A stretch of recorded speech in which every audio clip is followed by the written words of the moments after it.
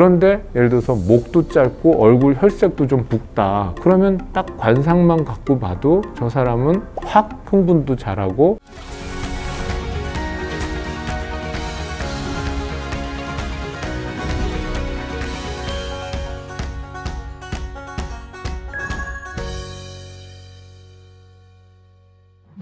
심리를 들여다보는 것들이 유행이에요. 여러분들 인스타그램에 뭐 그냥 MBTI 검사 쫙 해가지고 나는 무슨형하고 착 알고 젊은 친구들이 처음 만나서 데이트할 때 각각의 MBTI가 무슨형이라는 걸 공개하고 하는 관상이라는 것도 있잖아요. 자, 그것도 어떻게 보면 사람의 기질을 반복해서 그 사람이 쌓아온 경험 같은 게 얼굴에 드러나는 것도 있는 겁니다. 우리가 봤을 때 저 사람 힘 좀 쓰게 생겼다, 배심 좀 있고 고집스럽게 생겼다, 그럴 때 보면은 이 턱 관절 있죠, 여기가 근육이 발달돼 있고 힘이 잔뜩 들어간 얼굴로 됩니다. 그건 살이 찐 게 아니라 여기 이 저작근이라고 하는 부분, 그거 어떻게 그게 가능할까요? 어금니 깨물 일이 많아야 됩니다. 그거는 어금니 깨물고 힘쓴 일이 많아야 실제 저작근이 발달하고 얼굴이 약간 악어상이 될 수 있는 거죠. 자, 그런 분들은 고집 세고요, 배심 좋고 뚝심 있고 웬만히 맞아갖고 끄떡 안 하는 그런 스타일들일 수밖에 없는 거죠. 그런데 예를 들어서 목도 짧고 얼굴 혈색도 좀 붉다. 그러면 딱 관상만 갖고 봐도 저 사람은 확 흥분도 잘하고 남들한테 지배적으로 굴고 나름 스트레스도 엄청 많이 받을 수 있는 그런 사람들이 되게 혈압이 높죠. 환자를 많이 본 저 같은 사람도 그런 얼굴을 보면 아, 이분은 어떤 질병으로 오셨을 수도 있겠다. 그래서 그런 거를 입구에서부터 알 수 있는데 관상을 오래 보셨던 분들은 당연히 그런 걸 아실 거 아니겠어요?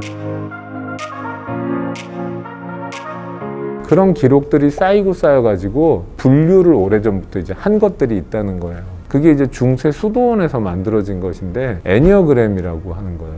거기에는 삼각형과 사각형과 원 이렇게를 합쳐서 세 가지 도형을 섞으면요 9개의 꼭지점이 나와요. 사람을 큰 세 가지 분류 안에 다시 333을 서브 분류를 넣어갖고 9가지로 분류를 합니다. 크게 봐서 머리형, 그 다음에 가슴형, 그 다음에 배심형, 장형이라고 얘기하는 그렇게 세 가지 분류로 크게 나누거든요. 그 중에 이제 아까 얘기한 악어상, 여기 저작근이 발달한 이런 분들은 배심이 좋은 장형 인간에 들어가고 그런 분들 안에서 리더십이 좋은 분이 실제로 많아요. 자, 근데 이 애니어그램이 재밌는 게 스트레스를 받을 때의 모습과 평소의 모습이 좀 달라져요.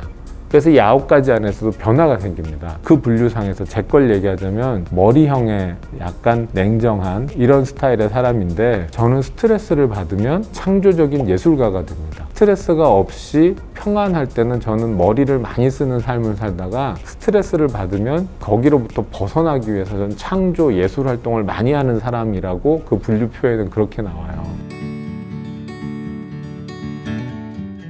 자, 아무튼 MBTI도 있고 디스크도 있고 애니어그램도 있고 이것에 대해서 요즘 할 수 있는 또 다른 방법이 유전자 검사로도 나타낼 수 있다라고 해요. 이것도 재밌거든요. 자, 과연 성격과 이런 모든 것들이 유전자 형질로서 정말 다 입증이 가능할 것이냐? 가능한 시대라고 봅니다. 실제로 타액, 그러니까 침 뱉어가지고 샘플 보내면 거기에서 유전자 분석해가지고 그것도 이제 슈퍼컴퓨터에 있으니까 혈액형 어떻고 성격 테스트에 어떻게 나온 사람은 어느 유전자가 어떻게 다르더라라는 걸 모아서 검사 결과를 뽑아놓은 것들이 있을 테니까 거기에 맞게 해주는 그런 회사도 나와 있는 상태예요. 물론 이런 유전자의 정보를 바탕으로 하면 많은 질환들에 대해서 미리 예측하고 고치는 것도 가능할 터인데 우리가 오랫동안 민간, 전통 이런 차원에서 바라보던 관상, 사주 뭐 이런 것들이 유전 정보화되는 그런 시대도 오고 있지 않나. 스티브 잡스가 이제 그 췌장에 있는 질환으로 죽었는데 스티브 잡스의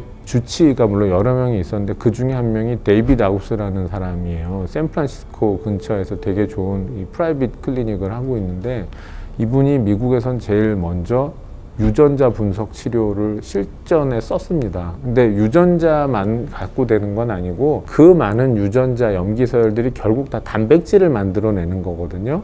근데 그 단백질이란 건 너무너무 많은데 그거를 종류별로 다 분석을 해갖고 어느 단백질이 많고 적고 어쩌고저쩌고 다 뽑은 거예요. 그걸 뽑으면 이 사람은 어떤 질환이 더 오고 안 오고 이런 걸 통계적으로 이제 맞춰서 예측을 하고 따라서 이 몸에 필요한 단백질 뭐가 부족하면 그걸 공급해주고 이런 식으로. 그래서 영양 성분 같은 걸 처방할 때도 사용을 하고 그렇게 했다고 해요.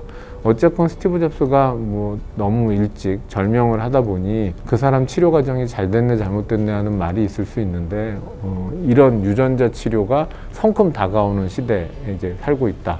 거기까지 한번 말씀드리면서 오늘은 또 마쳐보도록 하겠습니다. 다음 시간에 또 뵙겠습니다, 여러분. 감사합니다.